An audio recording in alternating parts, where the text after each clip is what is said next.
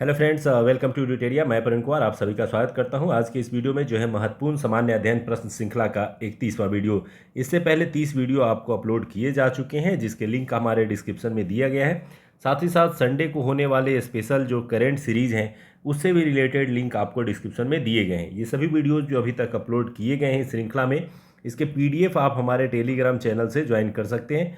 और Telegram channel के लिए आप हमारे ट्यूटोरियल टेस्ट सीरीज से जुड़ जाइए, जहाँ पर ये सारे PDF अवेलेबल है। इसका भी लिंक जो है टेलीग्राम चैनल से रिलेटेड लिंक आपको डिस्क्रिप्शन में दिया जा रहा है। तो आइए चलते हैं, हम लोग इस श्रृंखला को शुरू करते हैं और पहले प्रश्न के साथ। पहला प्रश्न है, निम्नलिखित में से कौन सी समिति चुनाव सुधार से संबंधित है? तो यानी निष्पक्ष चुनाव कराने के लिए बार बार अलग अलग तरह की समितियां गठित की जाती रही हैं। तो निम्नलिखित में से कौन सा चुनाव सुधार से संबंधित समिति है?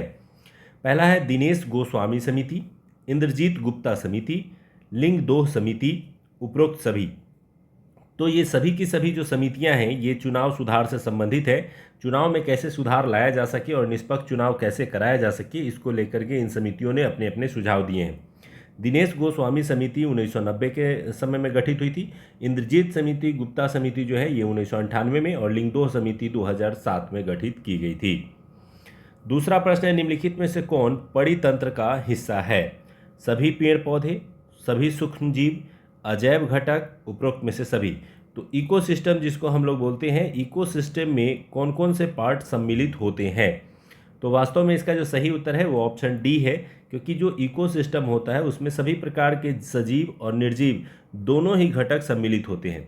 जैसे जलवायु, भूमि, नदी, ये सब निर्जीव है लेकिन ये भी इकोसिस्टम का पार्ट है। इसके अलावा पशु, पौधे और जितने भी जीव जंतु हैं ये सभी भी इकोसिस्टम का पार्ट होते हैं। तो ये सभी को मिला करके ही निर्माण होता है परितंत्र यानी इकोसिस्टम का। तीसरा प्रश्न है, विश्व जनसंख्या दिवस किस तिथि को मनाया जाता है? ऑप्शन है 11 जून को, 11 जुलाई को, 14 दिसंबर को, 4 दिसंबर को। तो ये जो दिवस हैं इनसे निश्चित रूप से प्रश्न पूछे जाते रहते हैं। इसका जो सही उत्तर है वो है 11 जुलाई। 11 जुलाई को मनाया जाता है विश्व जनसंख्या दिवस। विश्व जनसंख्या दिवस 11 जुलाई को मनाया जाता है। इसके अलावा राष्ट्रीय ऊर्जा संरक्षण दिवस 14 दिसंबर को और नौसेना दिवस 4 दिसंबर को मनाया जाता है। तो चूँकि ऑप्शन में दिया गया था इसलिए इसे भी याद रखेंगे। तो वर्ल्ड पॉपुलेशन डे 11 जुलाई, और आपको पता है कि ये 5 बिलियन जनसंख्या होने के अवसर पर इसे मनाया जा रहा था। चौथा प्रश्न है, यदि सीमांत उत्पादकता बढ़ जाती है तो यह क्या दर्शाता है? तो सीमांत उत्पादकता के बढ़ने पर यह वृद्धिमान प्रतिफल के नियम को दर्शाता है, ये ह्रासमान प्रतिफल के नियम को दर्शाता है, स्थिर प्रतिफल का नियम, या उपयुक्त में से कोई नहीं। आइए इसको समझते हैं। जब सीमांत उत्पादकता यानी उत्पादन में सीमांत उत्पादकता की मात्रा बढ़ जाएगी तो ये क्या दर्शाएगा? वृद्धि को या कमी को या स्थिर रहेगा? तो इसका जो सही उत्तर है, जब सीमांत उत्पादकता बढ़ती है तो वृद्धिमान प्रतिफल के नियम को ये दर्शाता है, यानी वृद्धि को ही दर्शाएगा। चौथा प्रश्न है, सकल घरेलू उत्पाद यानी GDP और सकल राष्ट्रीय उत्पाद यानी GNP में अंतर क्या है? तो इसका जो सही उत्तर है, आइए इसको समझते हैं हम लोग। इसमें ऑप्शन है विदेशों से प्राप्त शुद्ध आय, शुद्ध आयात, शुद्ध निर्यात और सकल मूल्य। तो क्या होता है इन दोनों के बीच डिफरेंस का हिस्सा? तो GNP जो होता है ग्रोस नेशनल प्रोडक्ट और GDP जो होता है ग्रोस डोमेस्टिक प्रोडक्ट, इन दोनों के बीच का सबसे बड़ा अंतर होता है विदेशों से प्राप्त होने वाला आय। जब GNP की बात करते हैं तो इसमें नेशनल यानी भारत के लोगों द्वारा विदेशों में प्राप्त की जाने वाली आय को भी सम्मिलित किया जाता है, जबकि GDP में ग्रॉस डोमेस्टिक प्रोडक्ट यानी केवल घरेलू उत्पाद को ही शामिल किया जाता है। तो यानी विदेशी उत्पाद का ही केवल अंतर होता है, इसके अलावा दोनों ही चीज़ें सेम होती हैं। छठा प्रश्न है, निम्नलिखित में से कौन सा कारक आय का घटक नहीं होता है? यानी किसी व्यक्ति के आय में कौन सा सम्मिलित नहीं होता है? कर्मचारी क्षतिपूर्ति, ब्याज, निगम कर, किराया। तो किसी भी व्यक्ति के आय का घटक निम्नलिखित में से कौन नहीं है? तो वो है निगम कर, क्योंकि ये एक टैक्स होता है और ये टैक्स की श्रेणी में आता है और यह जो है मुख्य रूप से कॉरपोरेट टैक्स होता है। इसके अलावा जो कर्मचारी की क्षतिपूर्ति, मजदूरी, वेतन जो होते हैं वो सभी आय के स्रोत के अंतर्गत आते हैं। किसी प्रकार का मुनाफा या ब्याज मिलता है वो भी आय में गिना जाता है। अगर किराए से प्राप्त होने वाली अगर कोई राशि है तो वो भी आय में गिना जाता है। लेकिन जो टैक्स हम लोग पेड कर देते हैं ये आय का हिस्सा नहीं होता है, खास करके निगम कर जो कि एक प्रकार का जो है कॉरपोरेशन से संबंधित टैक्स होता है। 7वां प्रश्न है, पराबैंगनी अल्ट्रावायलेट क्षति से आप पादपों की रक्षा करने वाला वर्णक कौन होता है? तो यानी यदि कोई पौधा है, इस पौधे पर अगर अल्ट्रावायलेट रेज जो आती है तो इस पौधे के पत्तों में मौजूद कौन सा ऐसा जो है वर्णक है जिससे इस अल्ट्रावायलेट रेज से पत्तों को बचाया जाता है? फाइकोसाइनिन, कैरोटीनाइड, पर्णहरित जिसे क्लोरोफिल कहा जाता है, और पर्णपीत जिसे जैंथोफिल कहा जाता है। तो पराबैंगनी किरणों से रक्षा करने वाला जो वर्णक है ये वास्तव में पर्णपीत होता है जिसे जैंथोफिल कहा जाता है। जैंथोफिल जो है वो पेड़ों की पत्तियों में उपस्थित पीला वर्णक होता है, जबकि पर्णहरित जो होता है वो हरा वर्णक होता है। ये भोजन बनाने के उपयोग में आता है, जबकि जैंथोफिल जो होता है वो अल्ट्रावायलेट रेज जब पत्तों पर पड़ती है तो उसे रोकने में यानी उसे रक्षा करने में मदद करता है। 8वां प्रश्न है, कीट भक्षी पादप ऐसी मिट्टी में उगते हैं जिसमें किसकी कमी होती है? तो कीट भक्षी पादप यानी मांसाहारी पौधे, ऐसे पौधे जो कीटों को खा जाते हैं, तो वैसे पौधे किन तरह की मिट्टियों में उगते हैं यानी किसकी कमी वाले मिट्टी में उगते हैं? कैल्शियम की कमी, जल की कमी, नाइट्रोजन की कमी, मैग्नीशियम की कमी। तो मुख्य रूप से जो है इसका सही उत्तर है नाइट्रोजन। यानी कीट भक्षी पादप जैसे उदाहरण के तौर पे घटपर्णी, वीनस फ्लाई ट्रैप, सनड्यू, डायनुया, ड्रोसेरा और एल्ड्रोवेंडा, ये सभी जो है वो कीट भक्षी पादप यानी एक तरह से मांसाहारी पौधों की श्रेणी में आते हैं। ये ऐसे मिट्टी में उगते हैं जिसमें पोषक तत्व विशेष करके नाइट्रोजन की कमी होती है, वैसे ही क्षेत्रों में ये पौधे उगते हैं। 9वां प्रश्न है, कवक फंगस द्वारा फैलने वाली बीमारी है? तो फंगस से कई प्रकार की बीमारियां होती हैं, आइए इनमें से ऑप्शन के अनुसार चुनते हैं। ऑप्शन है फाइलेरिया, फीता कृमि, वलय कृमि जिसे रिंगवर्म भी कहा जाता है, और गोल कृमि।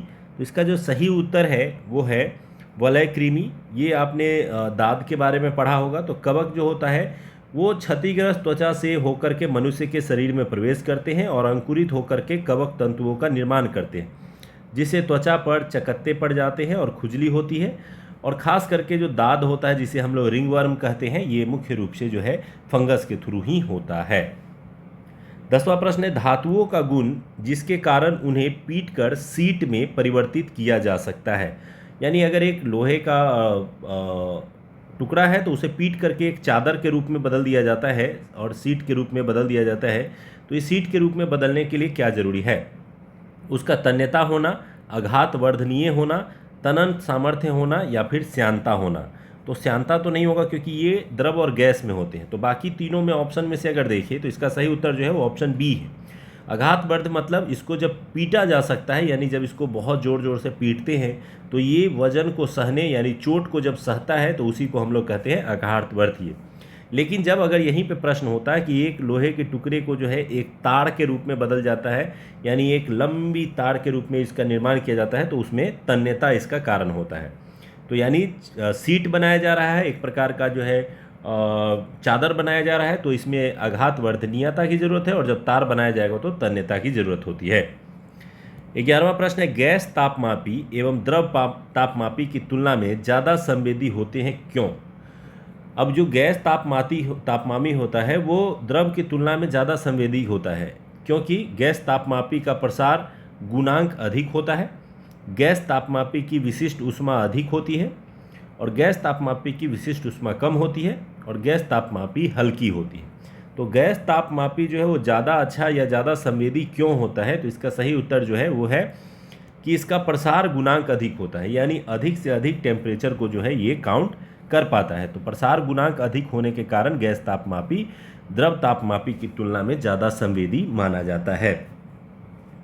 12वां प्रश्न है, निम्नलिखित में से किसका प्रयोग नोदक या रॉकेट के ईंधन के रूप में किया जाता है? तो आपने कई बार पढ़ा होगा कि रॉकेट के ईंधन के रूप में जो है नोदक का प्रयोग किया जाता है, लेकिन ये कैसे बनता है? ऑप्शन है द्रव हाइड्रोजन और द्रव ऑक्सीजन को मिलाकर, द्रव ऑक्सीजन और द्रव नाइट्रोजन को मिलाकर, द्रव ऑक्सीजन और द्रव आर्गन को मिला करके, द्रव हाइड्रोजन और नाइट्रोजन को मिला करके। इसका जो सही उत्तर है वो है द्रव हाइड्रोजन और द्रव ऑक्सीजन को जब मिलाते हैं तो ये तैयार होता है रॉकेट का ईंधन।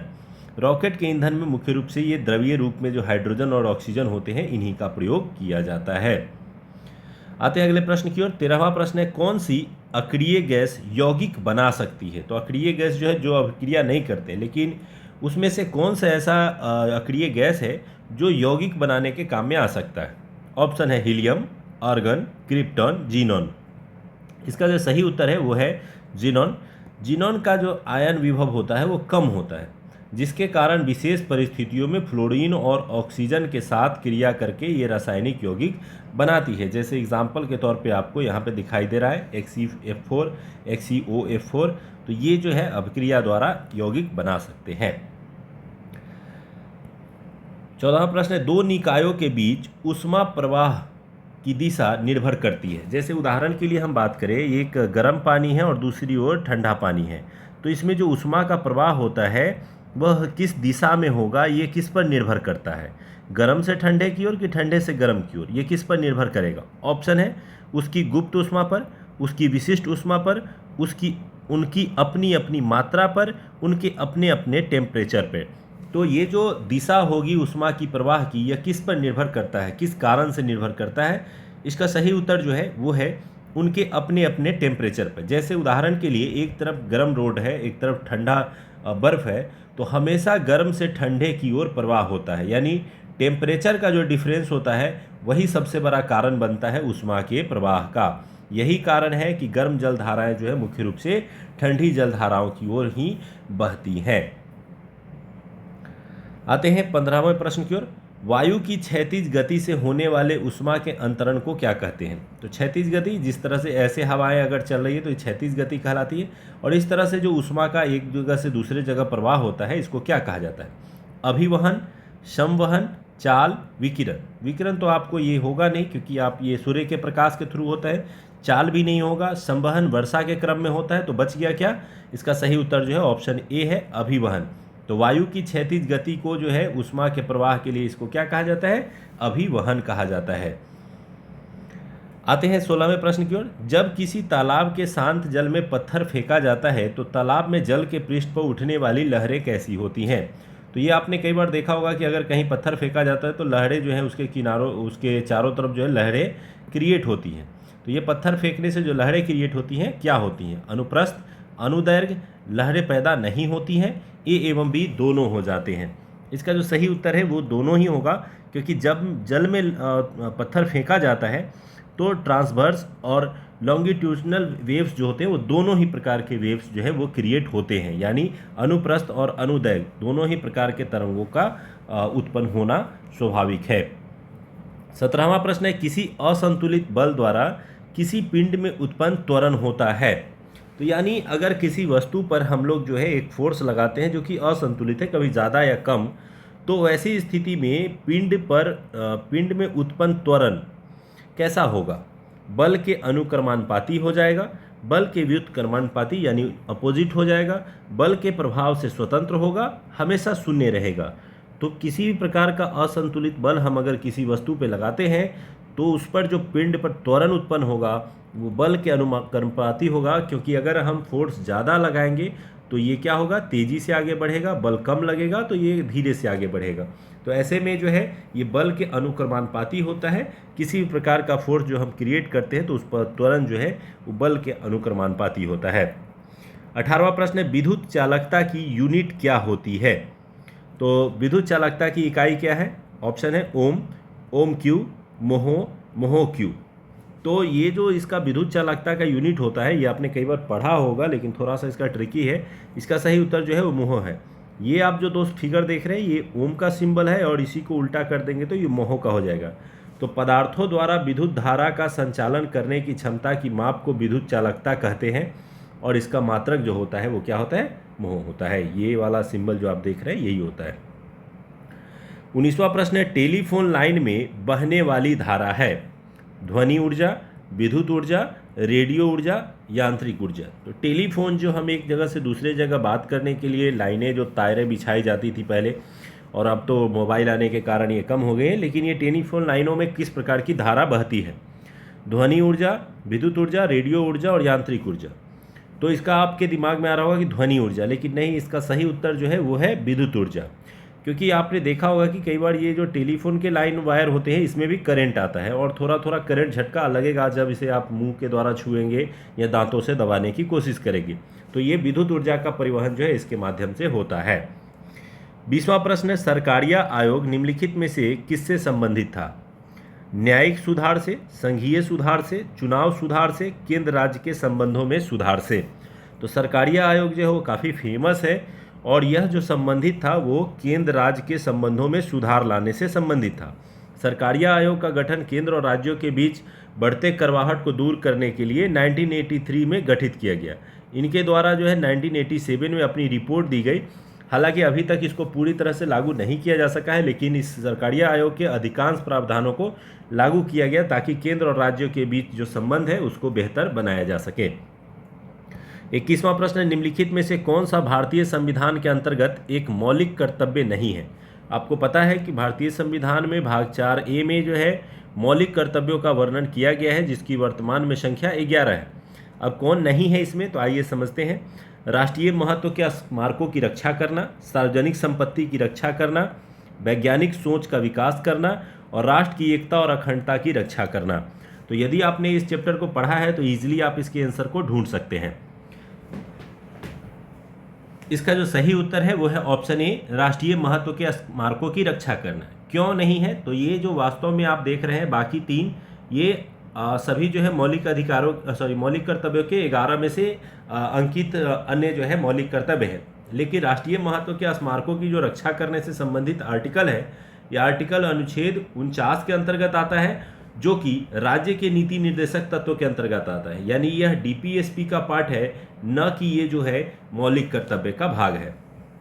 22वां प्रश्न है, राज्यसभा के विषय में कौन सा कथन सही है? पहला है, यह एक अस्थायी सदन होता है, इसकी अवधि 6 वर्ष होती है, 1/3 सदस्य प्रति दूसरे वर्ष सेवानिवृत्त हो जाते हैं और इसे विघटित नहीं किया जा सकता। तो 1 एवं 2 सही है, 1, 2, 3 सही है, 1, 2, 3, 4 सही है, 1, 3, 4 सही है। तो ये यूपीएससी से रिगार्डिंग ये प्रश्न है, इसका जो सही उत्तर है वो है 1, 3, 4 सही है। दूसरा गलत है, इसलिए क्योंकि राज्यसभा जो होता है वो एक अस्थायी सदन होता है, इसका कोई टाइम ड्यूरेशन नहीं होता है। ये एक अस्थायी सदन है, इसे कभी भी विघटित नहीं किया जा सकता। 6 वर्ष का जहाँ तक सवाल है, ये वास्तव में इसके सदस्यों का कार्यकाल होता है। तो ये याद रखेंगे कि राज्यसभा सदस्यों का कार्यकाल जो होता है वो 6 वर्ष का होता है, ना कि राज्यसभा का कार्यकाल होता है। 23वें प्रश्न की ओर आते हैं। 23वां प्रश्न है, किस संसदीय समिति का नाम आकलन समिति या अस्थायी मितव्ययता समिति के रूप में भी जाना जाता है? तो कंटिन्यूअस इकोनॉमी कमेटी के रूप में किसे जाना जाता है? ऑप्शन है लोक उपक्रम समिति को, लोक लेखा समिति को, प्राक्कलन समिति को, विभागीय अस्थायी समिति को। तो वास्तव में जो आकलन समिति के रूप में और अस्थायी मितव्ययता समिति के रूप में जाना जाता है वो प्राक्कलन समिति को ही जाना जाता है। प्राक्कलन समिति के संबंध जो है वो सरकार के वित्तीय कार्यों की जांच पड़ताल से है और मुख्य रूप से सरकार का जो वित्तीय कार्य होता है उसकी जांच पड़ताल प्राक्कलन समिति द्वारा किया जाता है, इसीलिए इसे प्राक्कलन और आकलन दोनों ही प्रकार की समिति के नाम से जाना जाता है। बात करें तो इस समिति में टोटल 30 सदस्य होते हैं और 30 के 30 सदस्य जो होते हैं वो लोकसभा से होते हैं। इसका कार्यकाल 1 वर्ष का होता है, तो ये काफ़ी इंपॉर्टेंट है, इसे याद रखेंगे। 24वां प्रश्न है, पर्वतीय स्लोपों यानी जो हिल पर जो स्लोप होते हैं, ये जो ढाल होता है ये पहाड़ों पर, उस पर मृदा अपरदन को किस प्रकार से नियंत्रित किया जा सकता है? यानी ये पहाड़ है और इसका जो ढाल है तो इस पर मृदा का अपरदन होते रहता है, इसको कैसे रोक सकते हैं? स्थानांतरित कृषि के द्वारा, सोपान कृषि के द्वारा, पट्टीदार खेती के द्वारा, समुच्च रेखीय जुताई के द्वारा। तो जो पर्वतीय स्लोपों पर जो है मुख्य रूप से मृदा अपरदन को रोकने और कृषि को बेहतर ढंग से करने के लिए समुच्च रेखीय कृषि का उपयोग किया जाता है। इसी प्रकार से पहाड़ियों पर अलग अलग पट्टियों में जो है खेती की जाती है और इसकी जुताई जो है वो इस प्रकार से लंबी की जाती है ताकि जब पानी आए तो ये फ्लो में ना बहे, और फ्लो में बहेगा तो ये मिट्टी को नीचे ले जाएगा।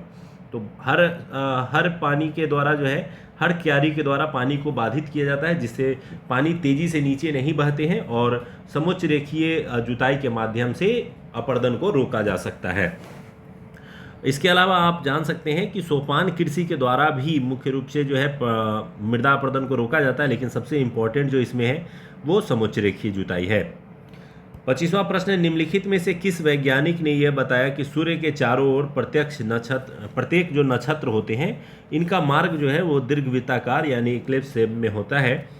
इसका ऑप्शन है गैलीलियो, न्यूटन, केपलर, कोपरनिकस। तो किसने कहा कि जो नक्षत्र होते हैं वो दीर्घवृत्ताकार रूप में जो है वो घूमते हैं? इसका जो सही उत्तर है वो है केपलर, क्योंकि ग्रहों से संबंधित जो नियम है वो केपलर के द्वारा दिए गए थे। केपलर ने यह सिद्ध किया कि सूर्य के चारों ओर प्रत्येक नक्षत्र का मार्ग जो है वो दीर्घवृत्ताकार होता है। ये देख सकते हैं, यही जो शेप है इसी को दीर्घवृत्ताकार शेप कहा जाता है।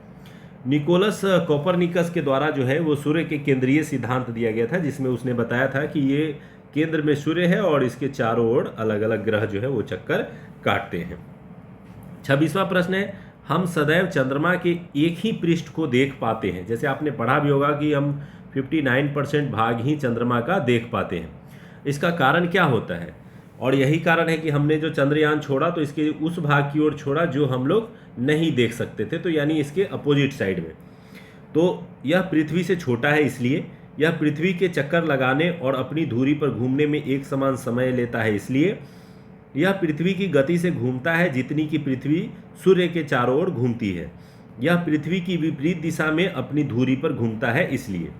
तो क्यों हम चंद्रमा का पूरा भाग नहीं देख पाते? इसका जो सही उत्तर है वो है ऑप्शन बी, क्योंकि चंद्रमा जितने समय में पृथ्वी की परिक्रमा करता है उतने ही समय में अपने अक्ष पर परिक्रमा करता है। इसका जो परिक्रमण काल और घूर्णन काल होता है दोनों 27 दिन 8 घंटे को होता है, जिसके कारण जब भी पृथ्वी जिस स्पीड से पृथ्वी के ये चारों तरफ घूमती रहती है तो एक ही दिशा पृथ्वी से हमेशा दिखते रहता है। तो यही कारण है कि चंद्रमा का सदैव एक ही भाग दिखाई पड़ता है। 27वां प्रश्न है, कंटूर वे काल्पनिक रेखाएं हैं जो किसको दर्शाती हैं? तो कंटूर रेखा का नाम आपने सुना होगा। समान वायुमंडलीय दाब को दिखाने वाली रेखा, समान तापमान को दिखाने वाली रेखा, बराबर ऊंचाई वाले क्षेत्रों को दिखाने वाली रेखा, बराबर धूप वाले क्षेत्रों को दिखाने वाली रेखा। तो वास्तव में जो कंटूर रेखा होती है ये बराबर ऊंचाई, यानी अगर 2-4 पहाड़ियाँ हैं और ऊंचे स्थल है तो एक समान ऊंचाई को दर्शाने वाली रेखा को हम लोग कंटूर रेखा के नाम से जानते हैं। इसे समोच्च रेखा भी कहा जाता है। इसके अलावा समान वायुमंडलीय दाब को मिलाने वाले को समदाब रेखा तथा समान तापमान वाले मिलाने वाली को समताप रेखा कहते हैं। 28वां प्रश्न है, अंडमान निकोबार द्वीप में गद्दीदार चोटी यानी सैंडल पीक के नाम से जाना जाता है, वह कहाँ स्थित है? तो सैंडल पीक, तो सबसे पहले आप जान लें कि अंडमान निकोबार की सबसे ऊंची चोटी ही सैंडल पीक है। तो ये कहाँ स्थित है? ग्रेट निकोबार में, मध्य अंडमान में, लिटिल अंडमान में, उत्तरी अंडमान में। तो ये जो अंडमान निकोबार में स्थित है ये स्थित है उत्तरी अंडमान, यानी पूरा का पूरा जो ये हिस्सा है ये अंडमान निकोबार कहलाता है। इसमें ये लिटिल अंडमान ये जो है मुख्य रूप से जो है ये बीच वाला भाग होता है और ये जो है उत्तरी अंडमान के नाम से जाना जाता है। तो उत्तरी अंडमान क्षेत्र में ही मुख्य रूप से जो है सैंडल पीक जो अंडमान सागर का जो है अंडमान निकोबार का सबसे ऊंची चोटी है। 29वां प्रश्न है, भारत की जनगणना 2011 के अनुसार सर्वाधिक जनसंख्या वृद्धि वाला राज्य कौन सा है? बिहार, मेघालय, अरुणाचल प्रदेश, नागालैंड। तो भारत की जनसंख्या 2011 के अनुसार सर्वाधिक जनसंख्या वृद्धि वाला राज्य है और यह सबसे ज़्यादा जनसंख्या वृद्धि वाला राज्य जो है वो है मेघालय। तो मेघालय में 27.9% जो है ये जनसंख्या वृद्धि हुआ था पिछले 10 वर्षों में, यानी 2001 की तुलना में 2011 में जब गया देश तो उस समय मेघालय में 27.9% जनसंख्या बढ़ गई। बिहार में ये जनसंख्या 25.4% बढ़ी तथा अरुणाचल प्रदेश में 26 और मिजोरम में 23.5% बढ़ी। इस प्रकार से जनसंख्या वृद्धि सबसे ज़्यादा कहाँ हुई? तो मेघालय में प्रतिशत के हिसाब से।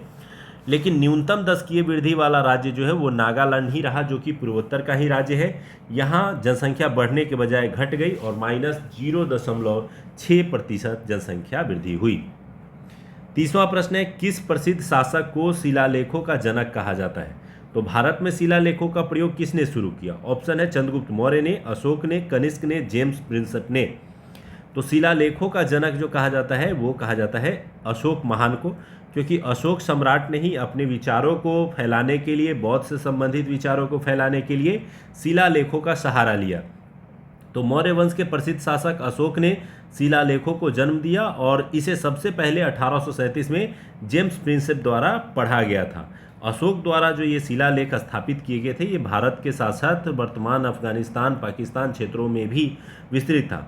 इसमें शिलालेखों पर मुख्य रूप से ब्राह्मी, खरोष्ठी और अरेमाइक लिपि जैसे लिपि का प्रयोग किया गया है।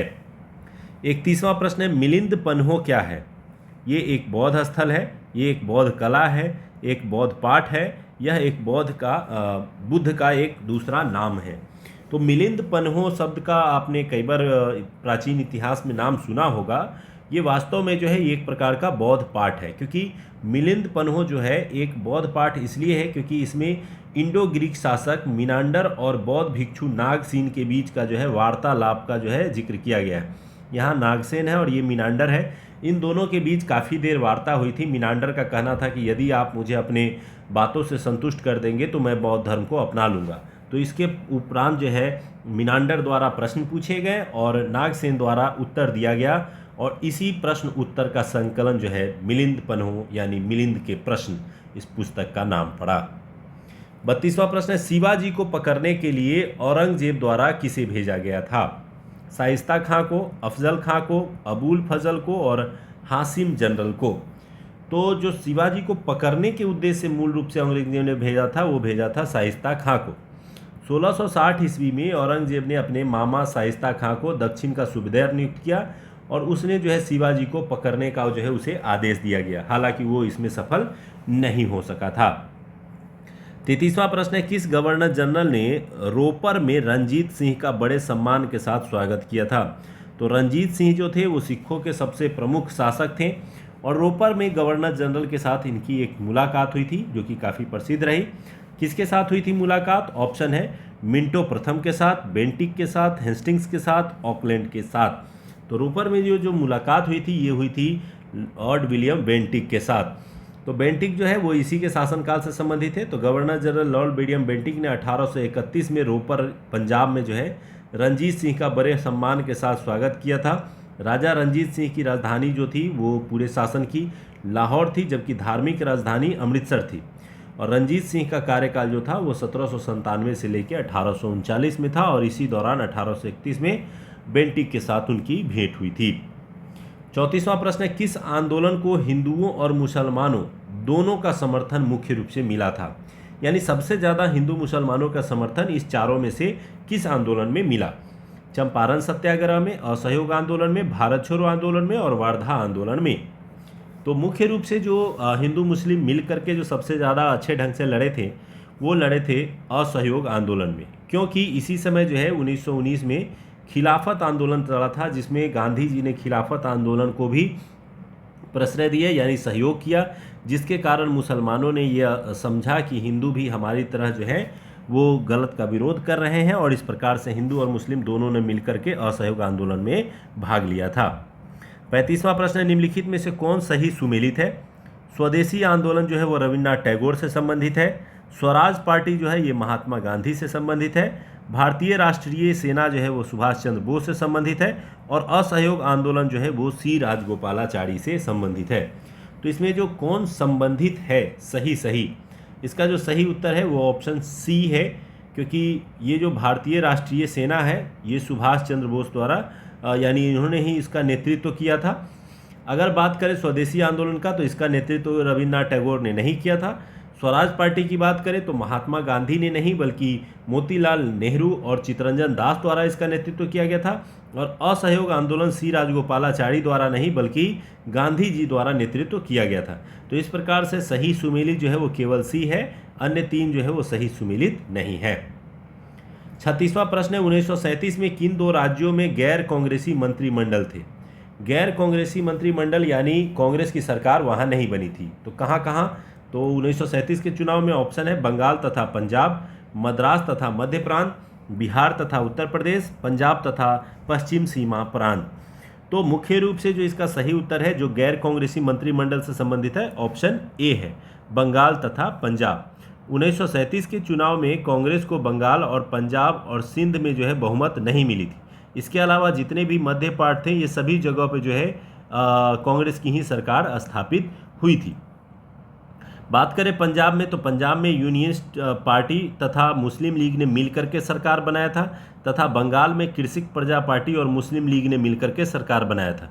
तो इन दोनों जगहों पे कांग्रेस को सरकार बनाने का अवसर नहीं मिला था। इसके अलावा जो अन्य प्रांत थे उन सभी जगहों पे जो है वो कांग्रेस ने सरकार बनाई थी। 37वां प्रश्न है, गुजरात में साबरमती आश्रम की स्थापना किस वर्ष की गई थी? ऑप्शन है 1916 में, 1917 में, 1918 में, 1919 में। तो गांधी जी जो है 1915 में भारत आए और उन्होंने एक आश्रम स्थापित किया गुजरात में। इस आश्रम को 1915 में स्थापित किया गया था, लेकिन 1917 में इसे साबरमती जो नदी है उसके तट पर स्थापित किया गया और इसी समय से ये काफ़ी ज़्यादा प्रचलित होने लगा साबरमती का आश्रम। तब से ये साबरमती आश्रम या अभी भी वहीं पर स्थित है। 38वां प्रश्न है, निम्नलिखित घटनाओं का सही क्रम जो है वो कौन सा होगा? चौरी चौरा की कांड, असहयोग आंदोलन का स्थगित हो जाना और बारदोली प्रस्ताव का लाया जाना। तो सही क्रम जो है वो पहले 1 फिर 2 फिर 3, 2 फिर 3 1, 1 3 2 और 2 1 3। तो इसका जो सही उत्तर है वो सबसे पहले क्या हुआ था? चौरी चौरा की घटना हुई। चौरी चौरा की घटना जो है वो 5 फरवरी 1922 को हुई।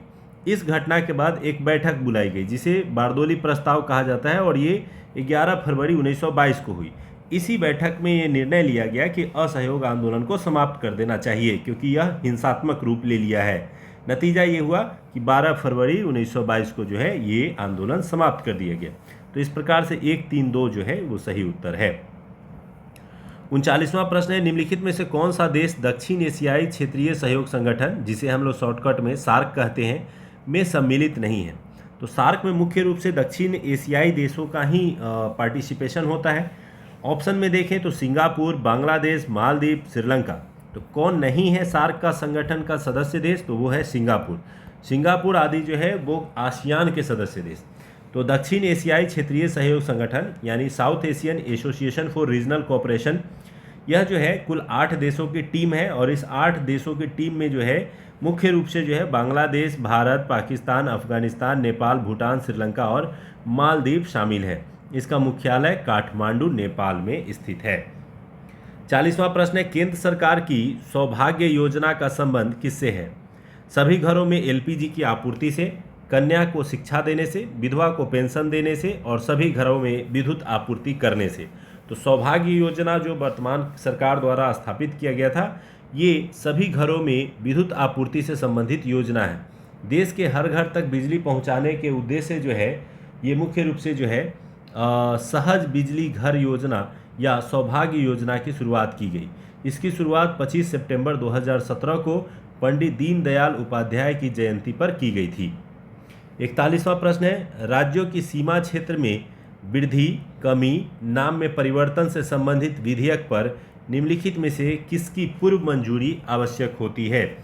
यानी किसी राज्य के नाम में परिवर्तन या उसके सीमा में परिवर्तन करने का प्रावधान लाया जाता है तो पहले किससे मंजूरी ली जाती है? प्रधानमंत्री से, संसद से, राज्यपाल से, राष्ट्रपति से। तो इस प्रकार के जो विधेयक होते हैं वो आर्टिकल 3 के तहत पेश किए जाते हैं और इसमें राष्ट्रपति से पूर्व मंजूरी ली जाती है।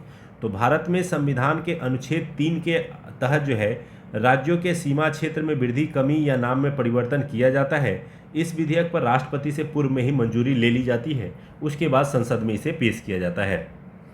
42वां प्रश्न है, निम्नलिखित में से कौन सा सही सुमेलित नहीं है?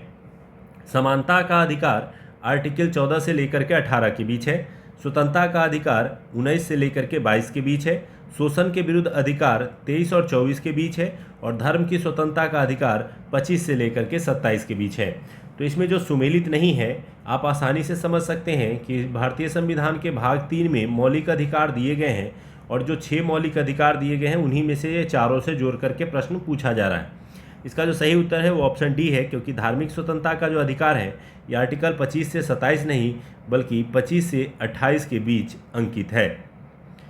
43वां प्रश्न है, किस मगध सम्राट को कुनिक नाम से भी जाना जाता था? ऑप्शन है बिंबिसार को, अजातशत्रु को, अशोक को, उपरोक्त में से कोई नहीं। तो मगध सम्राट जिसे कुनिक कहा जाता था उसका सही उत्तर है अजातशत्रु। अजातशत्रु को कुनिक के नाम से भी जाना जाता था। अजातशत्रु का कार्यकाल 492 से लेकर के 460 ईस्वी पूर्व था।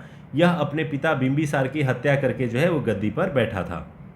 44वां प्रश्न है, हर्ब ए सर्ब नामक सिंचाई किसके द्वारा लाया गया था? गयासुद्दीन तुगलक के द्वारा, फिरोज तुगलक के द्वारा, मोहम्मद बिन तुगलक के द्वारा और उपरोक्त में से कोई नहीं। तो हर्ब ए सर्ब नामक जो सिंचाई कर लाया गया था ये मुख्य रूप से लाया गया था फिरोज तुगलक द्वारा। हर्ब ए सर्ब नामक सिंचाई कर को फिरोज तुगलक ने लाया था और ये उपज का 1/10 जो है वो टैक्स के रूप में लिया जाता था। कई बार ये भी प्रश्न में पूछा गया है कि फिरोज शाह तुगलक द्वारा जो सिंचाई कर लगाया गया था वो कितना होता था, तो 1/10 हुआ करता था। 45वां प्रश्न है, किस सूफी संत का आदि ग्रंथ में जिक्र किया गया है? ऑप्शन है ख्वाजा मोइनुद्दीन चिश्ती का, बाबा फरीद का, निज़ामुद्दीन औलिया का, बी तथा सी दोनों का। तो किस सूफी संत का आदि ग्रंथ में जिक्र किया गया है? इसका जो सही उत्तर है वो है बाबा फरीद का। प्रसिद्ध सूफी संत बाबा फरीद ने गुरु नानक जो है वो काफ़ी प्रभावित हुए थे और इसलिए उन्होंने आदि ग्रंथ में बाबा फरीद का जो है जिक्र किया है।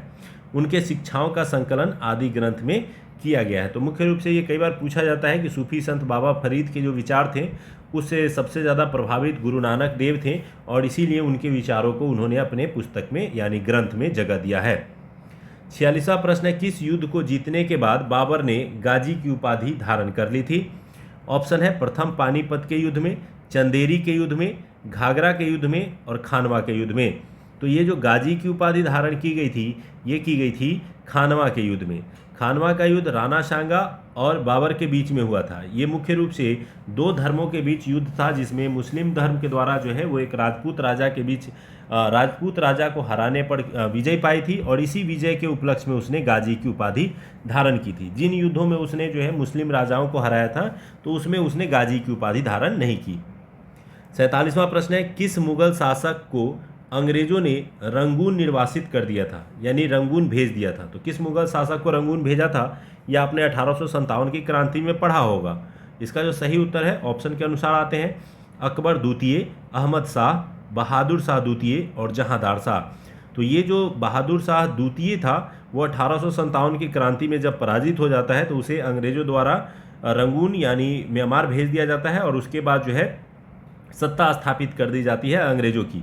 तो बहादुर शाह द्वितीय अंतिम मुगल बादशाह था जिसे 1857 में विद्रोहियों का साथ देने के लिए गिरफ्तार कर लिया गया और बाद में रंगून भेजा गया जहां 1862 में जाकर के उसकी मृत्यु हो जाती है।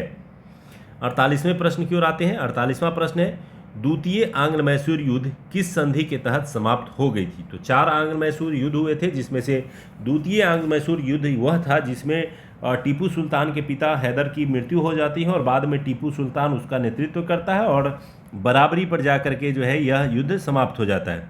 यह इस युद्ध की समाप्ति जो है ऑप्शन है मद्रास की संधि के तहत, मंगलोर की संधि, श्रीरंगपट्टनम की संधि, उपयुक्त में से कोई नहीं। तो इसका जो सही उत्तर है वो है मंगलोर की संधि, क्योंकि पहला युद्ध जो है वो मद्रास संधि, दूसरा जो है मंगलोर और तीसरा जो है वो श्रीरंगपट्टनम और चौथे में टीपू सुल्तान की भी मृत्यु हो जाती है। आते हैं 49वें प्रश्न की ओर। ईसीजी किसकी गतिविधियों को दर्शाता है यानी किसके जांच के लिए इसका प्रयोग किया जाता है?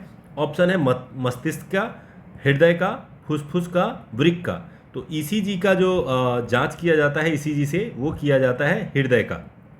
ईसीजी इलेक्ट्रोकार्डियोग्राम का एक प्रकार का चिकित्सीय परीक्षण है जो हृदय की गतिविधियों को जो है वो जांच करता है। 50वां प्रश्न है, निम्न में से कौन सा दोनों बहिस्रावी ग्रंथि और अंतःस्रावी ग्रंथि के रूप में व्यवहार नहीं करता है? तो दोनों प्रकार के व्यवहार कौन नहीं करता है? बहिस्रावी यानी बाहर की ओर, अंतःस्रावी जो है वो अंदर की ओर। यह कौन सा ग्रंथि नहीं करता है? ऑप्शन है पीयूष ग्रंथि, अग्न्याशय, वृषण और अंडाशय। तो ये जो ग्रंथि है जो दोनों की तरफ कार्य नहीं करता है वो है पीयूष ग्रंथि। पीयूष ग्रंथि कहाँ होता है? ब्रेन में होता है और इसे मास्टर ग्रंथि भी कहा जाता है। पीयूष ग्रंथि शरीर की सबसे छोटी अंतःस्रावी ग्रंथि होती है। ये केवल जो है क्या होगा? अंतःस्रावी है, ये बहिस्रावी नहीं होता है। इस ग्रंथि के हार्मोन जो है अन्य अंतःस्रावी ग्रंथियों को नियंत्रित करता है, अतः इसे मास्टर ग्रंथि कहते हैं। जबकि अग्न्याशय, वृषण, अंडाशय मिश्रित ग्रंथियां होती हैं जो बहिस्रावी तथा अंतःस्रावी दोनों प्रकार के व्यवहार करते हैं। तो उम्मीद करते हैं कि आज की ये श्रृंखला आप लोगों को पसंद आई होगी। इसके अलावा एक खुशखबरी कि आप लोगों के लिए जो एडुटेरिया करेंट अफेयर्स अर्धवार्षिकी की बुक है, जिसमें मुख्य रूप से जनवरी से लेकर के 1 जुलाई तक के घटनाओं का संग्रहण किया गया है, ये आज से जो है बाज़ार में उपलब्ध हो जाएंगी और इसके अलावा ये फ्लिपकार्ट, अमेज़न पर भी उपलब्ध रहेंगी। तो इस बुक को आप लोग परचेज़ कर सकते हैं। इसकी सबसे बड़ी विशेषता होगी कि इसमें कोविड का जो सेकेंड वेव है उससे रिलेटेड जितने भी इंपॉर्टेंट एग्ज़ाम ओरिएंटेड पॉइंट है वो संकलित किया गया है। इसके अलावा इस बार इन्वायरमेंट के सेक्शन को अलग से डाला गया है और 800 महत्वपूर्ण वस्तुनिष्ठ प्रश्न भी प्रश्न उत्तर के रूप में दिए गए हैं। तो उम्मीद करते हैं कि ये प्रश्न श्रृंखला भी आपको पसंद आएगी, साथ ही साथ ये बुक जो है ये आप लोगों को काफ़ी ज़्यादा पसंद आएगी। इसके अलावा एक पौधा एडुटेरिया के नाम लगाना ना भूलें। अपने जीवन में खुशहाली लाएं और अपने चारों तरफ हरियाली बनाए रखें। धन्यवाद।